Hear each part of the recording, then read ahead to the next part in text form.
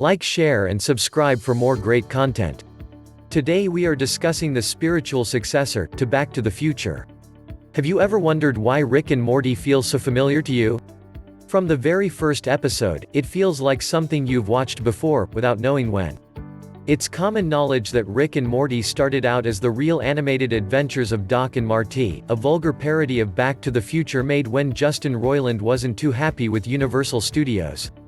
Roiland grew to like the voices he used so much that he eventually reworked the concept into the show we all know and love today. While time travel has been literally and figuratively shelved, the show retains much more from the movie franchise than one would expect. To start, take Rick. He is, of course, physically based on Doc Brown, but what could the two have in common with personality? One is a wide-eyed, quirky, mad scientist, and the other is a nihilistic, callous genius. Fans of Back to the Future may recall a theory floating around that Doc was so tired of failure that he planned on either succeeding with his time travel experiment or killing himself and Marty in the process with the DeLorean. Starting to sound familiar?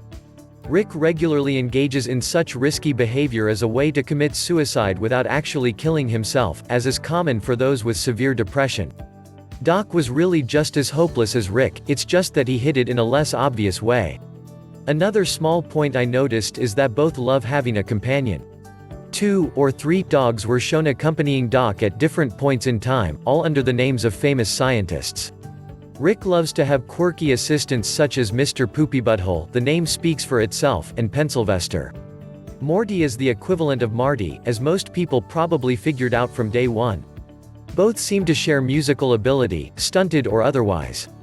Marty is, obviously, famous for his guitar-playing skills and aspirations to lead a famous rock band someday. Morty, or his hologram, which is based on him in every aspect, acts like he's performed before in M. Night Shyamalan Aliens, when he joins Rick to rap, and he played both a keyboard and tambourine fairly well in Get Swifty. Like Marty, Morty flounders a bit when having to perform in front of a crowd but does better when the audience is smaller. Morty is the deconstruction of Marty's personality. As the protagonist of the movies, Marty has to sort of be a cool action hero. He doesn't stop to put his foot down about time traveling, and he works well under pressure.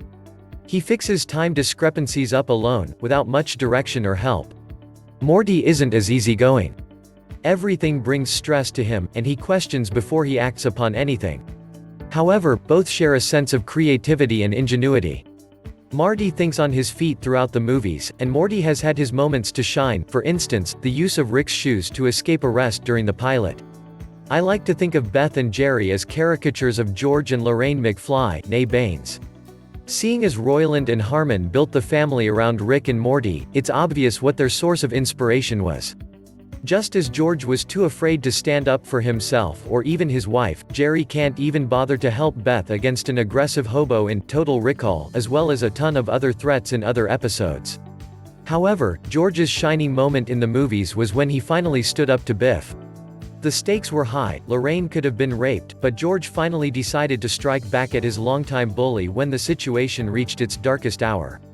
In the same way, pathetic Jerry always performs best in tense circumstances, Cronenberg World, the Meeseeks incident and Big Trouble in Little Sanchez, to name a few. Like George in the fixed timeline with his smugness, success can go to Jerry's head. Lorraine was a smoker and a drinker, primarily because she couldn't take life all that well and her husband was spineless. Beth is exactly the same with her alcoholism and even her beauty, though unlike Lorraine it didn't necessarily fade as years went by.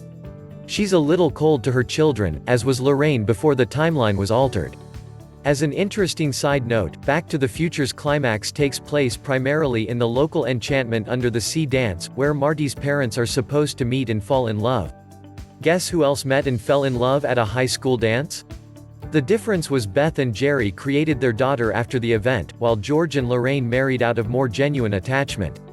Both parties made sacrifices for their spouses, with Beth sacrificing her medical career and becoming a low-tier horse surgeon, and George not going to college so he could start a life with Lorraine. Summer is unique in that I think she wasn't necessarily based heavily on any characters from the movies. However, she could be an amalgamation of Marty's siblings, a distant, laid-back older brother named Dave and an older sister who cared quite a bit about becoming popular named Linda. Jessica draws very obvious parallels to Marty's girlfriend, Jennifer. Like with Jennifer, Jessica is rarely seen on screen or given much character development, possibly to the point of exaggeration or parody. Both seem nice and sweet, but one gets the impression that there's just more to them.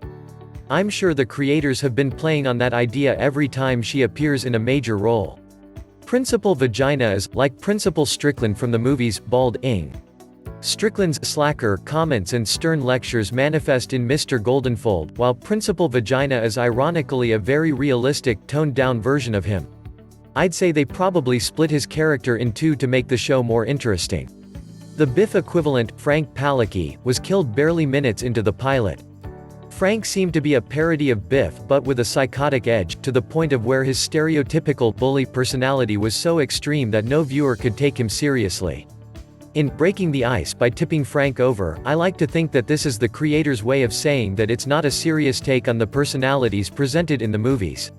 While some believe that Back to the Future was only a minor element in the creation of the show, I would think this contributes to the idea that Roiland and Harmon were actively watching and based much more than just the roles of the lead characters off of the movies.